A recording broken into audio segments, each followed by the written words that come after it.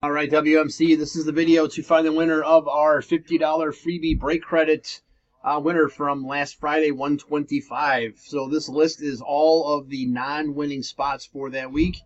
So if we look at the first break, we see 1, 2, 3, 5. So spot number 4 was the winner. So let's say Ben would have won that. Both of his spots would have been removed. So that was any multiple winning spots from each break have also been removed. So we have 110 entries. So we're going to check the time, January 31st at 1:46 p.m.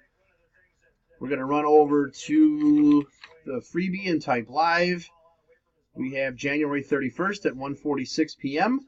Again, there's the list of our 110 non-winning entries. We're just going to randomize this list, and we'll whoever's on top after the final roll is our winner. So we need a dice roll of 3. We need 3 dice, 8 or higher.